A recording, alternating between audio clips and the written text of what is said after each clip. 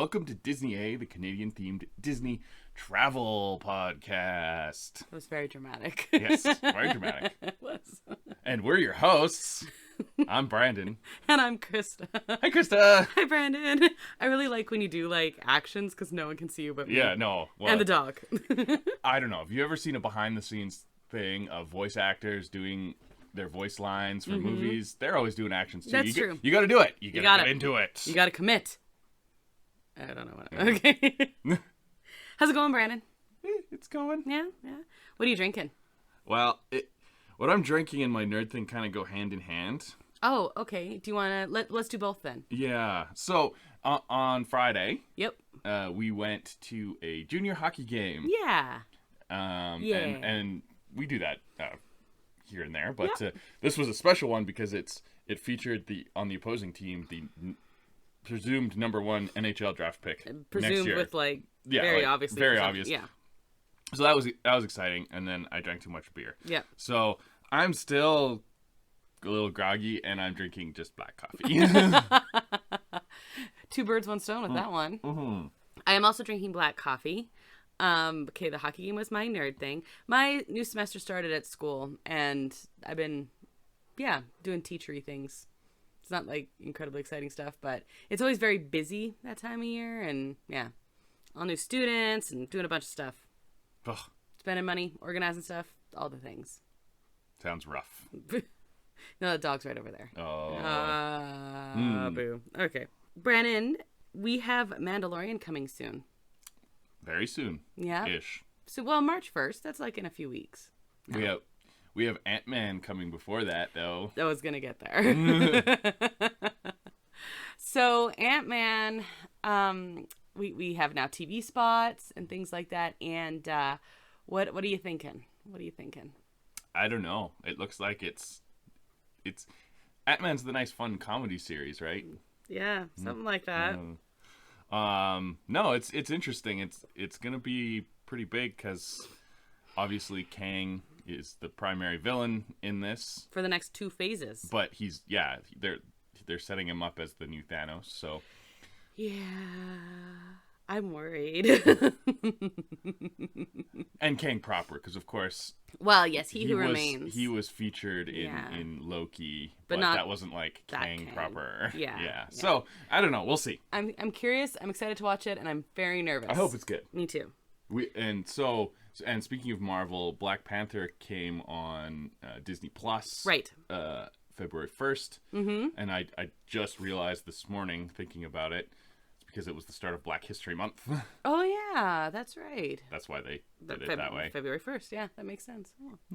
Oh. Speaking of Disney Plus and such things, what are we talking about this week, Brandon? What are we talking about this week, Krysta? Andor. Yeah. Finally, month later. Yes, well, we've been teasing it, and now it's here. That's why I was so dramatic, you see. Oh, yes. Andor's very dramatic. Very dramatic. Before we get to that, though, let's go to the news. Disney A News Update. Okay, so big news is that the 100th celebrations have officially started. They have commenced. So we've got the characters are all in their outfits, and there's lots of foods and treats and stuff like that. Big thing though, Disney's Mickey and Minnie's Runaway Railway is now open. Reviews are good. Busy. Everything's very busy, of course. Well, that ride is busy, but the crowds don't seem to be that I big. was meaning for Mickey and Minnie's. Yeah. Well, a new ride, it's always gonna... Mm-hmm, of course. Always gonna be the case, but I think that'll level out probably about the same speed as Spider-Man did. Yeah, probably. I think Spider-Man will be a good comparison. It'll probably stay maybe a little higher level longer than Spider-Man, though, because it is a good family-friendly Mickey Mouse ride, and Yeah, I think it's less interactive, but I don't know. Spider-Man was pretty busy when we were there still. Mm-hmm. Okay, other news at Disneyland. You know how the Hyperion has just been sitting there empty? Yeah. A casting call went out, and the casting call has people interested anyway. So when you do a casting call, you have to give some specifics about what you're looking to cast, obviously, and so people, of course, are using that to speculate what show they're going to put on, and widely speculated, I think, is wrong, by the way. Yeah, I think so too. So just briefly, I don't have the casting call in front of me, but the primary was actually three female identifying characters. I think it was between the ages of 30 and 50 to act as who are very peppy and to act as a Greek chorus. And that made people just freak out and not read anything else. Right. The next principal is a woman between, I think it's 20 and 30. Something like that, yeah. But with a very strong English accent. That's interesting. Then the third, who is the male lead, is younger between, I think it was 17 and 21 or 17 and 20, something like that. And then so on. Very young adults. Yeah, and then a couple other secondary roles that were like male identifying. So you said off the top, like the Greek chorus, everyone's thinking Hercules. Right away, that was the first thing. That's not what that means. I mean, musical theater, like that's a pretty common trope to have a Greek chorus being the narrator kind of thing. So it could be literally anything. I mean, it could be Hercules, but they'd have to be messing with it a fair bit. Especially the British accent. Yes, and female lead. She may have been slightly older than Hercules, as far as the 17 to 20, and then the 20 to 30, but not really. And the British accent thing doesn't make sense. And there were 5 Greek muses, not 3 in the movie. Mm-hmm. So even people leaning onto Greek chorus, like that's not entirely correct. But no, Greek chorus is a trope in, well, theater in general, but like musical theater is a very common thing. And then another large number of people, because people really wanted something like Rogers the Musical after that came out in Hawkeye. So that's another way people are leaning, which actually does make sense with the Agent Carter thing being an appropriate age. And you'd have it be like the prologue of Steve Rogers and and have it with Agent Carter. I don't know about that either. I would love to see them develop some sort of Marvel musical show, because the Hyperion's right on the edge of Avengers Campus, and it's like the transition between Hollywoodland and totally and Avengers Campus. So it would make sense. But I don't think we're getting either. Rogers the Musical. No. I think if we were getting something, it would be an Agent Carter kind of focus thing. And part of the reason we're saying that is one of the writers who has signed on did write an episode or part of an episode or something like that. I think he did the one shot, the original Agent Carter one shot where she has that big fight scene set to music. That's cool. I think is what it was. Okay, but it had a music tie though. Yeah. And it wasn't Agent Carter. So that has other people going, ooh, maybe that's a thing. Or maybe it's something completely different we haven't heard of yet. When you first said British, I was like, Mary Poppins. But it said brand new. So that's why I'm like, oh, maybe not. Mary Poppins Jr. Maybe. So anyway, that has people all excited. Earl of Sandwich has reopened again, I guess. Yeah. Yeah, in downtown Disney. That took over the bakery that suddenly closed. La Brea, yeah. And that was weird, but yeah. Oh well. Yeah, that's fine. Oh, you know how there was a fire we talked about a little while ago at the New Orleans train station? Things are looking good. Things are better. The other really big thing that's going on at Disneyland, like we're going to talk about the 100th here in a couple weeks, but there's so much construction and Adventureland is weird right now. Like you can't get through most of it. It's a dead end. Yeah, and there's like these little pathways. Anyway, it's bizarre. I actually think it'd be kind of cool to see. It would be maybe a little disappointing if that was the only time you'd gone there, but you know. And then the other news that I had actually isn't Marvel or Disney news. Okay. And talking DC. Well, yeah, DC had a big week. They're going under restructuring. But before we get to that, I sent you some news that you completely ignored. Oh, I'm sorry. And, that's true. That's true. Yes, you're right. I did ignore that. I thought about it this morning and then I forgot to say it. Okay. Yeah. So the Star Wars Vision show that just came out, and they had the 3 episodes focused on Ahsoka and 3 episodes focused on Dooku. Yes, and I really want to watch that. I haven't seen it yet. It's coming back for a second season. Nice. And they announced like there's going to be a bunch of different animation studios doing it. I don't know if they're like all doing their own style, but the one that interested me was the animation studio that is most well known for Wallace and Gromit and like Chicken Run. That's crazy. Is one of them. So I don't know. Like that's like, are we gonna have a Wallace and Gromit? I would claymation style Star Wars thing. I don't know, but yeah, they're well underway for that, and it's going to be. There might be some anime. That's kind of cool. I don't know. So, interesting. Yeah. That kind of like with What If, they played around with the styles a lot. They're going even further with this one. Yeah. That was like testing the waters, right? But now we're going Star Wars. And it's like a full. This is like a full anthology. They're all just different stories. Cool. They released the title of all of them, actually. Oh, I didn't know that. Yeah. So there's going to be 8 episodes. Mm-hmm. Do we have a date on when that's going to come out? Maybe Visions. Maybe that wasn't the. That was like Jedi Archives or something. That makes more sense. Right. Yeah. I don't think we watched Visions. That one was like fully anime. Right. That's probably why we didn't. Yeah. Maybe should, but whatever.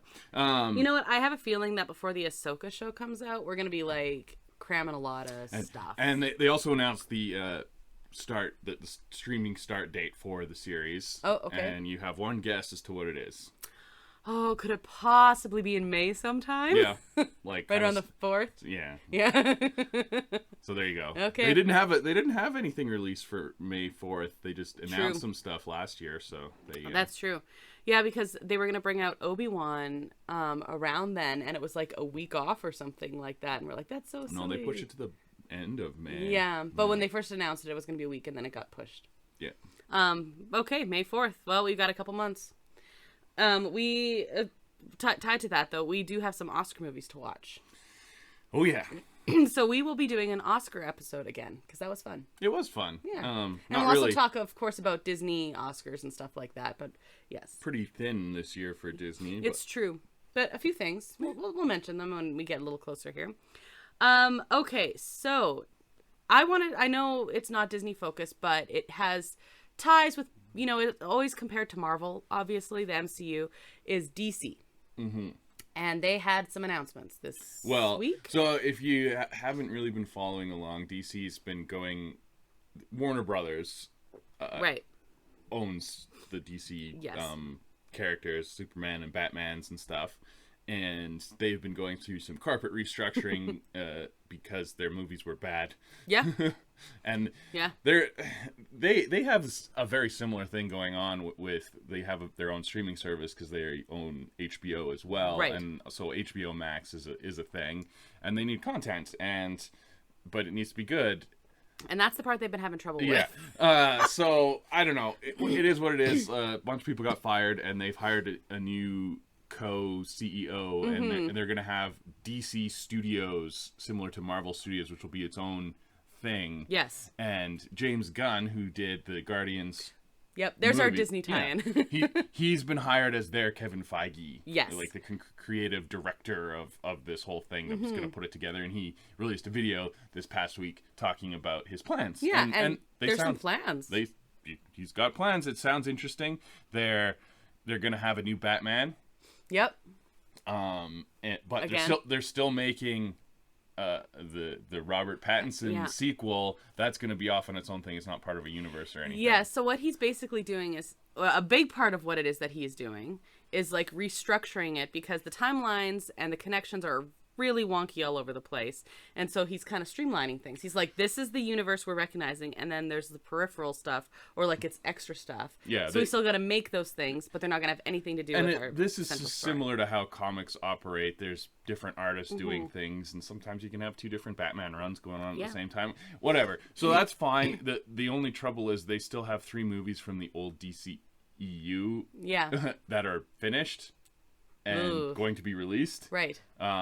You got Shazam. Yes. Which was the first Shazam was probably one of the better DCEU movies. True. That is true. Whatever. You got another Aquaman movie. Oh God. Yeah. And then you have the Flash movie, which. Oh man. Which, from what I hear, sounds really cool because they're doing Flashpoint, and they're going to use that to like kind of reset things. Oh, okay. Okay. Because Flashpoint was a big thing in the comics where the Flash went so fast that he like reversed time and like changed the entire universe. He like went back in time and saved his mom, and but then that like butterfly effect messed everything. Messes everything up. And in the comics, he like goes back and instead of Bruce Wayne's parents being killed, Bruce is killed in that mugging. And so his dad becomes Batman, and his mom becomes the Joker, and stuff like that. Yeah, it's really messed up, and like cool. It's all messed up. So they're gonna go with that sort of, and see if I don't know if they can make how that they can work to use reset. it as like a reboot. But I mean, it's clever if they can make it work and like make it work with the existing stories. The only trouble is the guy, well, the person that plays the Flash is constantly in the news doing crazy, weird stuff because they're crazy and weird. They have some issues to work through, and they keep causing problems that you don't want someone who's headlining a $1 billion movie. So they're trying to keep that on the rails as long as possible. Yeah, they're running. I think it's that they're intensifying the crazy, but they're also like time is ticking closer. And the funniest thing about all of this is at the same time this whole restructuring thing was going on. The Rock was making a power play to kind of take over it, use his star power to fix the DC universe with his Black Adam movie that subsequently flopped really hard. We watched that the other day. It was pretty bad. It was really disappointing because it had some cool moments and like it could have had good potential, but you need better writers at DC. It all falls apart if that's the case. The Rock makes fun movies, but he's not really an actor. He just plays The Rock. And in this, he was The Rock with a cape. Yeah, as opposed to Jungle Cruise when he was The Rock on a boat. Well, he likes jungle movies because he can wear a khaki shirt and with the buttons undone. Yeah. And that's kind of his thing. Yeah. Whereas this one, there was no jungle. You can literally find screenshots from like 4 different movies where you cannot tell which movie it's from because that's great. They look identical. That's great. He like brings his own wardrobe. I don't mind The Rock. I think he's fun. I liked the Jungle Cruise because it was the right kind of shtick, kind of like it totally fit. It was perfect. The same thing like when he does like Jumanji. Like he's perfect in Jumanji. That's awesome. That's one of the movies. Right? Yes, of course. But maybe Black Adam. So anyway, he made this power play, and they were doing the restructuring, and then they had the whole kerfuffle because former Superman Henry Cavill did a cameo in the Black Adam movie, and then was announced as coming back as Superman, and now they're like, no. Oh, just kidding. Yeah. The Henry Cavill thing is interesting though, because I thought he was a great Superman. Yeah. Part of the reboot is they're trying to go younger, I guess. You're right. So I don't know. Whatever. We'll see. Yeah. Okay, well, there's lots to look forward to. I'm actually glad. I like James Gunn. I'm sad he's not going to be affiliated with the MCU anymore, of course. But, DC movies have had some potential, and most of them have been not good, with a couple exceptions. Yeah, very few and far between. But DC animated movies have been really good. Right. And so there's hope. The characters are interesting if you do them well. Yeah, well, and that's the thing. They haven't done that. So I'm looking forward to having one person kind of behind the wheel steering the ship. Someone with a ability to write. Yes. Well. Exactly. Because previously they had that creative director that was Zack Snyder. Mm-hmm. He can't write to save his life. No. He's really good at visuals. Totally, and that's why they were visually stunning. Yes. And you could also still fall asleep during it. Yeah.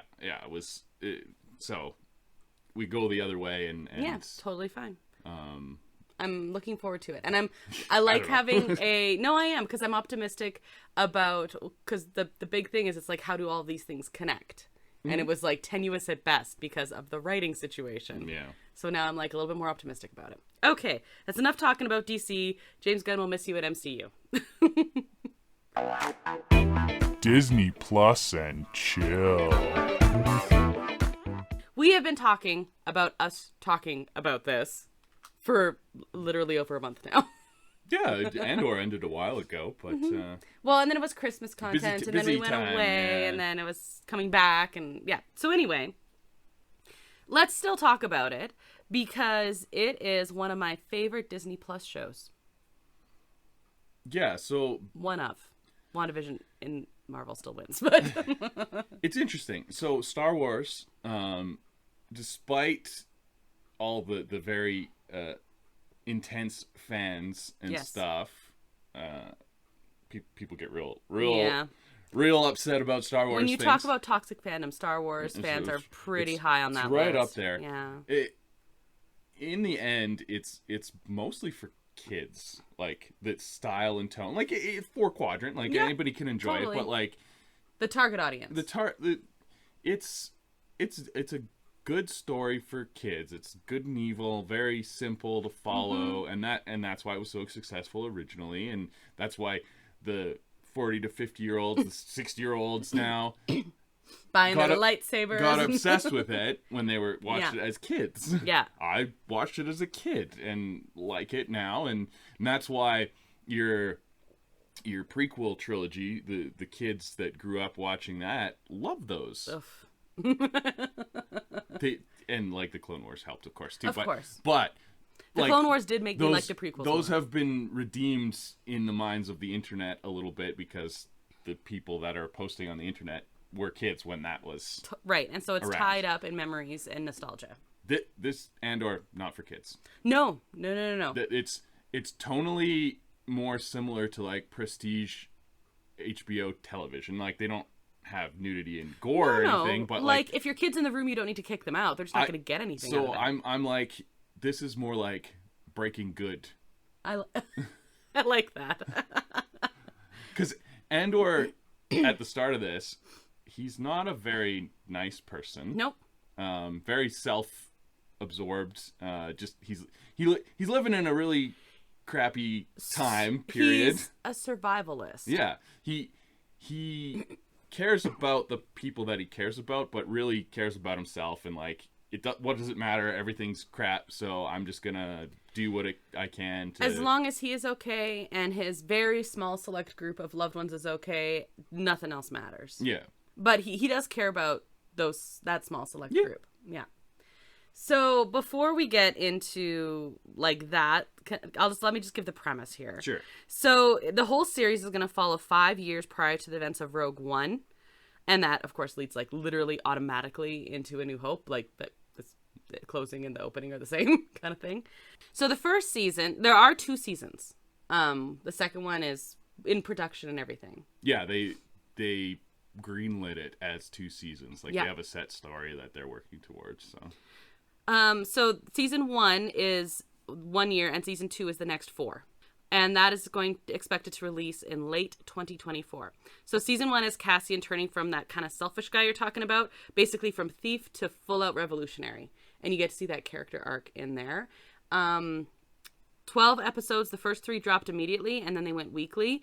And we tell people, watch the first 3 in succession.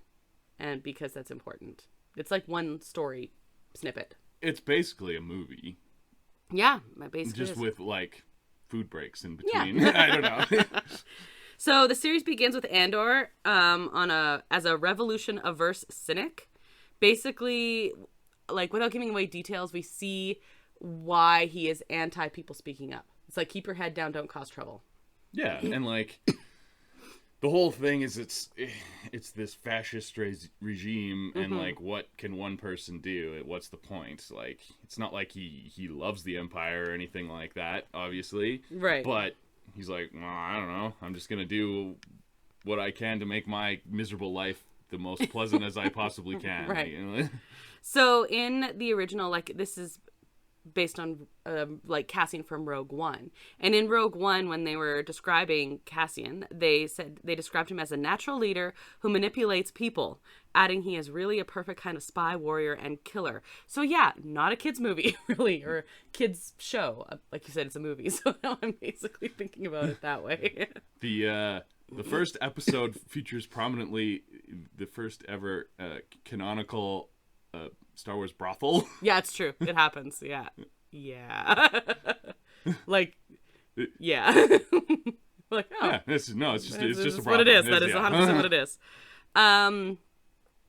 Okay, so after starting with Andor's story in the first 3 episodes, the 4th begins to expand the scope of the series to include the rest of its large ensemble cast, such as Mon Mothma, whose path will cross with Andor's in the 2nd season.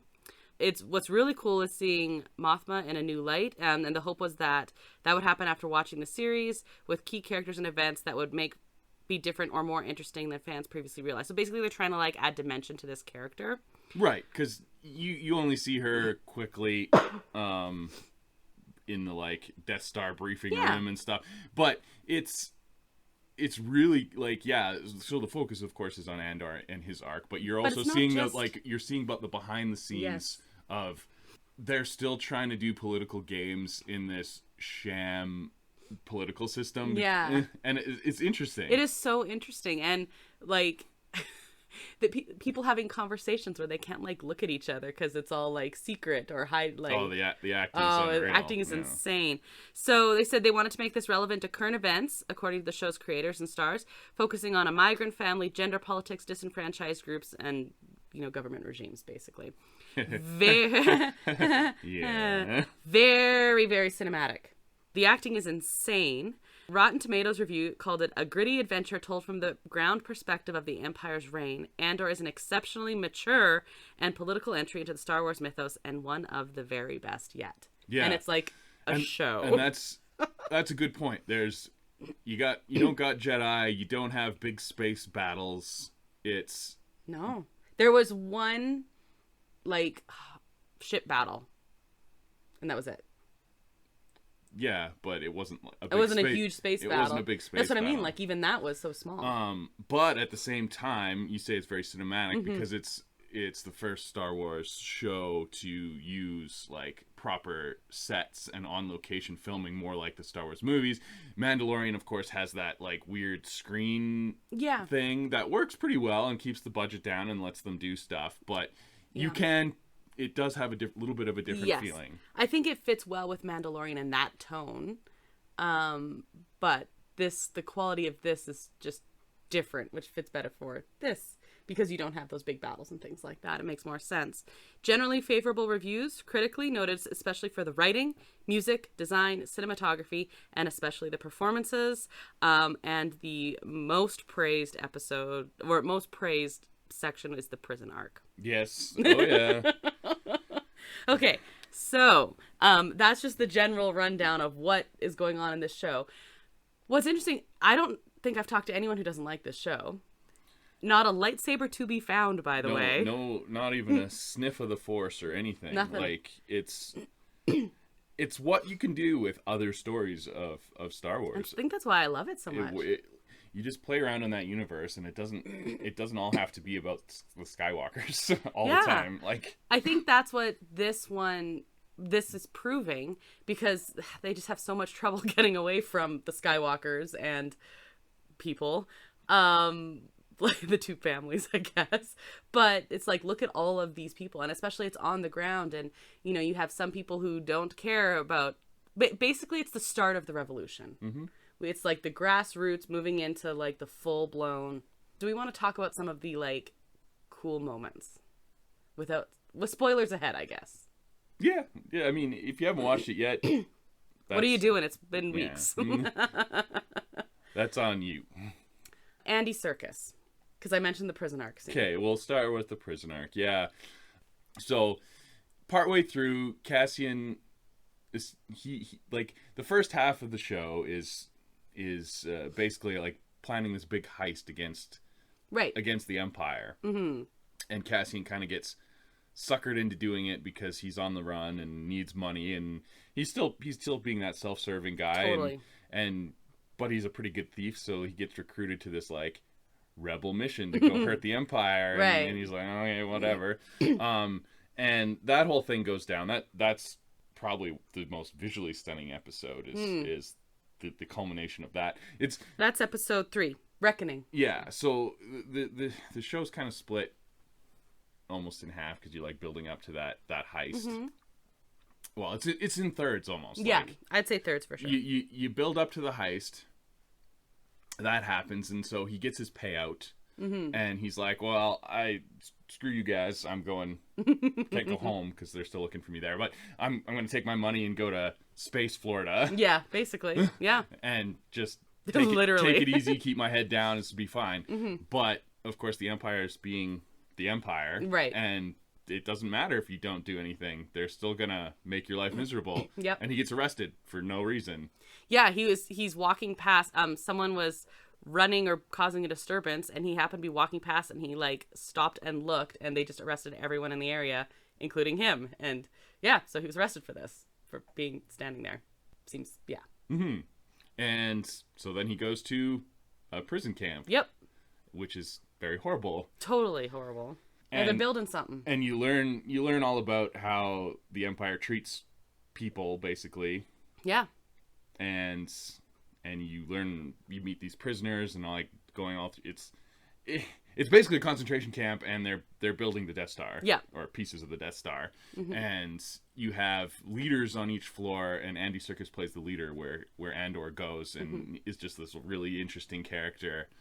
And then they have a whole prison break thing, and it's all really cool. Like, the acting in this show, he's in it, what, 2 episodes? 3 episodes? Something like that? Like 3 episodes. 3 episodes? Like, he's at the end of the first one where he gets arrested, and then 2 full episodes kind of thing. We do see him there. That's right. I think. It's been a while now. So fair enough. But so the acting in here is crazy, crazy good. And he's like only in it a few episodes, and he's one of them, like just edge of your seat, basically. Yeah, and Andy Serkis, he's like the mocap guy. But he can clearly act. I agree. I was like, this is what you do without a suit on. Yeah. Cool. Like, such a talented guy, and now we saw him in this way. Andor's past is he was kind of adopted, sort of, by Merva? I can never say it right. I can never say some of these Star Wars names right. and her partner, and she has like revolutionary thoughts, and even did then, but they were basically like, let's keep our heads down and keep safe and just kind of hide. And then through the course of it, we actually see by the end, we see the all out, like, this is the official start of the revolution. It's less behind the scenes now. There's still the political chess going on, but we have all out like fights, and yeah, it's crazy. And I really liked all the Star Wars details. Like, their methods of torturing prisoners are very Star Wars, and like it's like, not a kids show. it's not a kids show, but it's fully Star Wars. Yeah. Which is so cool. Yeah. The lore in there is awesome. Like, I'm just thinking of Merva here is the like the road, right? Like anyway, there's all these like cultural ideas and things like that, which are they took a lot of care with the details in this show.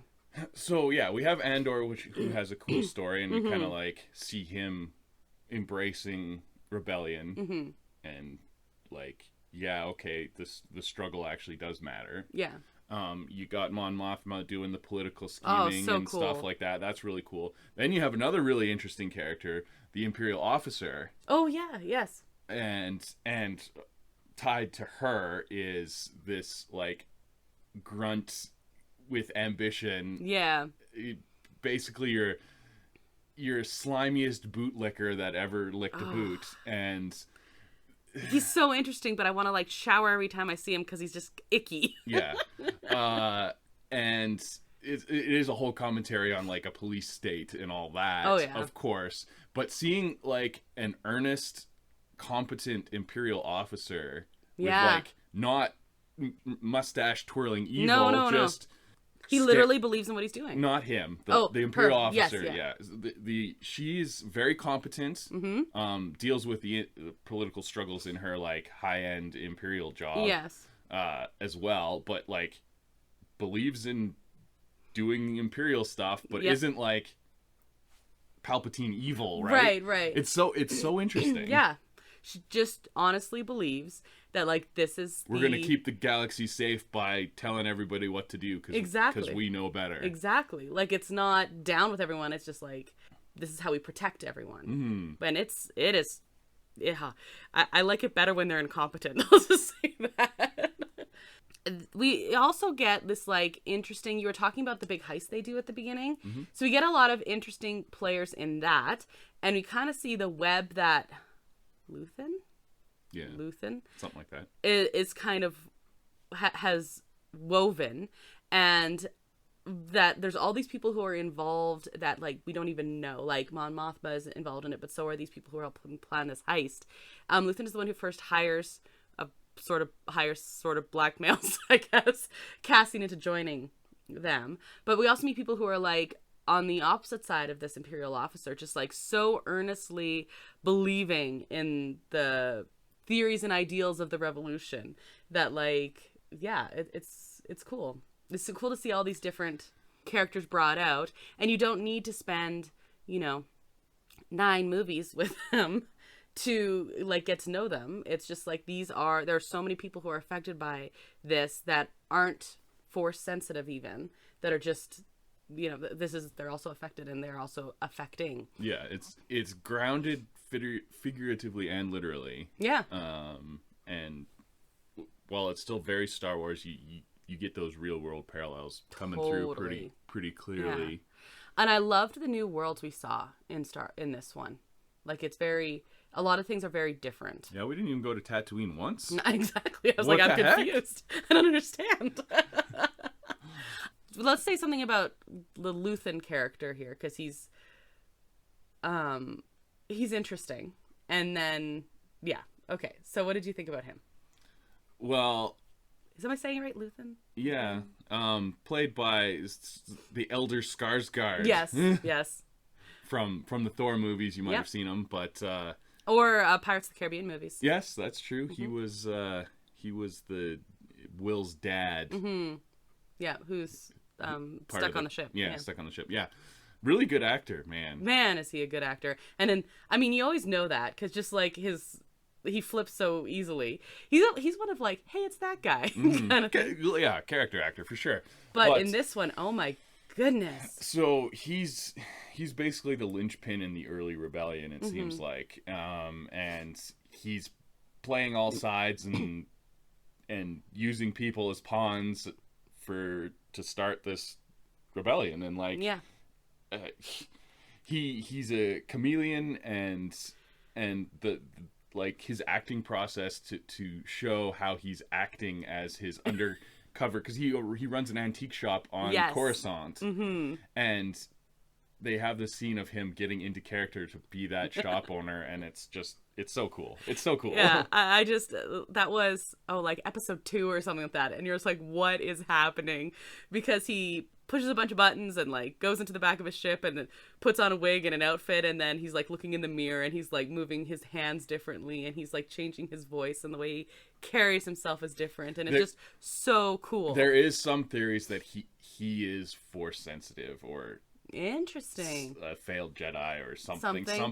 Like, but that's like such rogue theories, rogue fan right? Theory, yeah, right? so. Yeah. He has a scene though. So my 2 favorite scenes in this thing, even though I love the whole show, and Cassian is definitely like, he's one of my favorite characters in all of Star Wars now. Kind of was before, quite frankly. Like, I just adore him. But my 2 favorite scenes he's in one of them, but they aren't because of him. The one is an Andy Serkis Prison Break. And then the other one is him and this Luthen character, and it's when he works up to yelling, quite frankly, but he makes it very clear that he is aware he is helping start this revolution, and he's not going to live to see the payoff of it. He's like, they have to set up all of these like situations so that when the match gets lit to the bonfire, basically it all goes up, but he's like, but that's not me. Like, I'm the behind here. He knows he's not a good person, but in his mind the ends justify the means, which is an interesting parallel, because the Imperial officer thinks the same thing but on the opposite side. It's so good. It's so layered, and like the acting and the writing make it work. So good. I'm very optimistic for season 2, and I'm just hopeful. Like, you were not sure about this. I had no desire to watch a series about a character from Rogue One. You know what happens in Rogue One, and why would we do that? I didn't expect it to be very good. Well, we kind of talked about. I was just not excited about it. I was really excited, but that's mostly just because I loved Rogue One so much, and I love Andor. I liked Rogue One, but yeah. Well, it's kind of like when we thinking Marvel here for a minute. When we watched the Black Widow movie that finally came out, we're like, there were no stakes because we know what happens. Yes. And you're kind of worried about. I was expecting it to be a little bit more like that, but it wasn't. No, it's so good. So you care you go. so much, even though you know what's going to happen. It's kind of like what Luthen says. He knows how this is going to end, but it still justifies it. And yeah, like you said, he believes he's not a good character, but he's like willing to be not a good guy if it means other people get to live good lives. Yeah. That's so cool. So cool. Hey, Brandon, which Andor character are you? Let's find out. Oh, okay. Also, sorry, the just Mon Mothma does some pretty shady stuff. But I love seeing this like ambiguity, gray, not like whatever, but she struggles with it. Yeah, I don't know if she throws her husband under the bus, but he doesn't seem like a very nice guy. No, I'm thinking about when she's the daughter. Yeah, she's selling her daughter. Yeah. Basically for political gain. Political gain. But like to support and she's struggling like a lot, and the daughter's like willing because it's a cultural thing. But her daughter seems like a piece of work, but that's but the she's husband's also like a piece of work and 12. And anyway, it's interesting though, all this ambiguity and these like really tough decisions where it's that question of the ends and the means. Anyway, she's just the cover on this quiz, so I'm going to say this. What do you believe, Brandon, is your greatest strength? Is it your wit, your penchant for precision, your diplomatic way of speaking, or your poker face? I like wit. I knew that one. What would your friends say is your greatest weakness? Loyalty, I'm always tired, relying on my family ties for my own career, or trouble focusing on the next task? Oh, the focusing. Yes. Yeah. Which character from Andor would you want in your kickball team? Oh boy.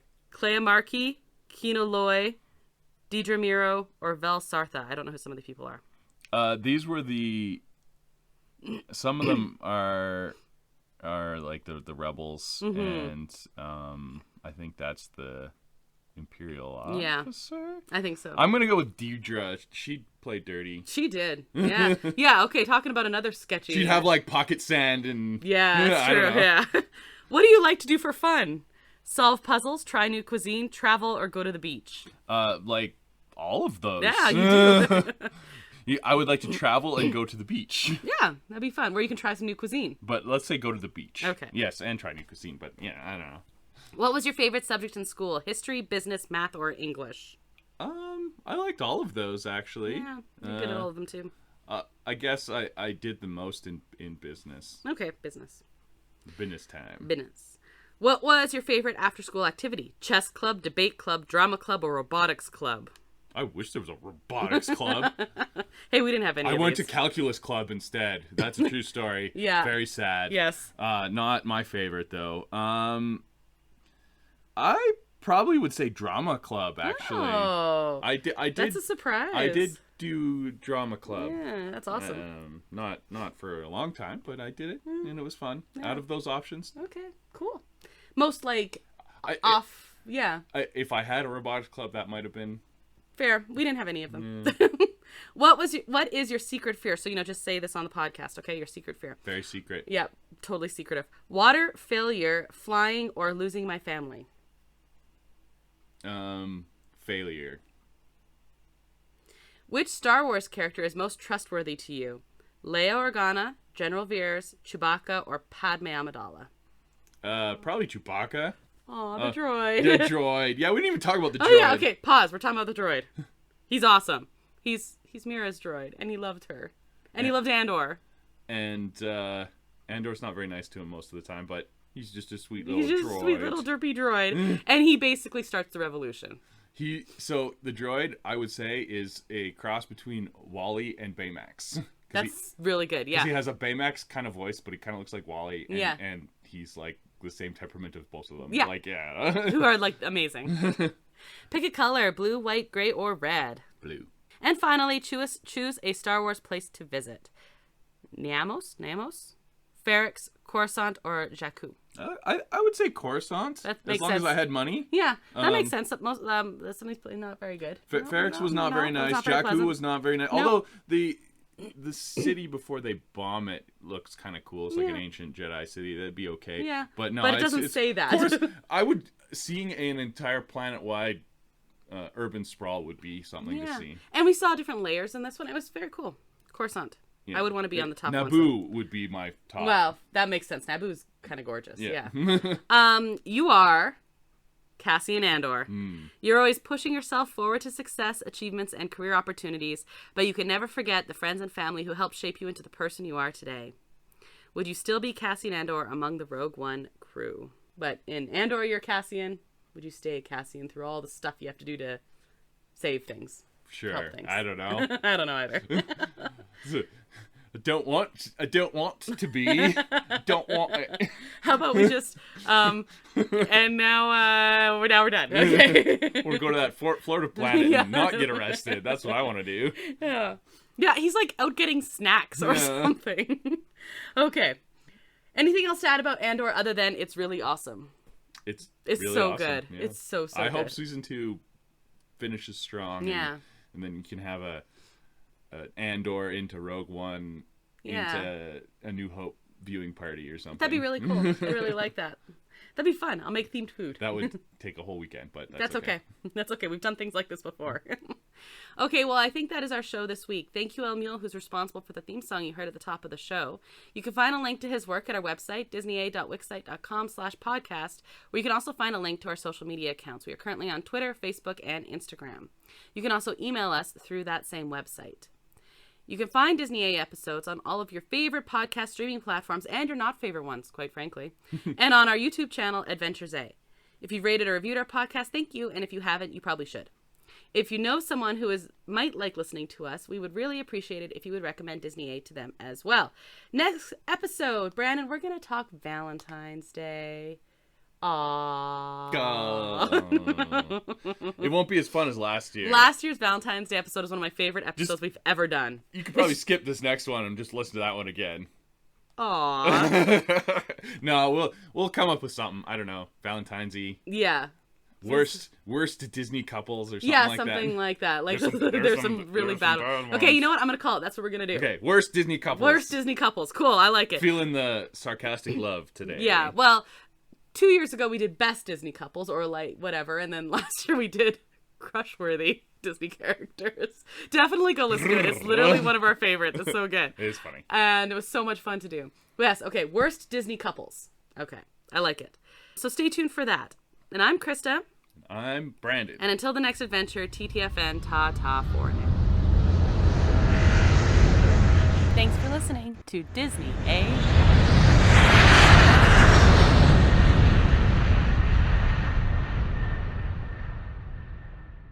Very Yeah.